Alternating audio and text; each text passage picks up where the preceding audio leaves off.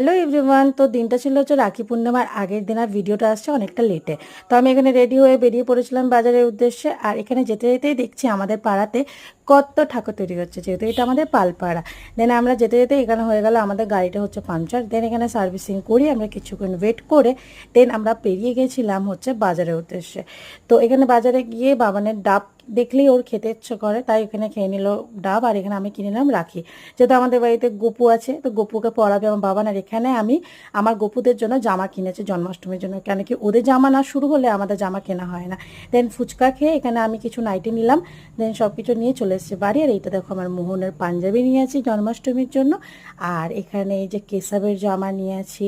আর বাকি আমার 3টে গপু আছে, গোবিন্দ, তারপরে কানহা, কুঞ্জ, আর এটা এক্সট্রা একটা নিয়েছে। আর এটা ধুতিগুলো নিয়েছি মোহনের জন্য, আর কেশবের জন্য আরেকটা জামা নিয়েছি। আর এটা আমার মায়ের গপুর জন্য, আর এটা কেশবের জন্য। তো এগুলো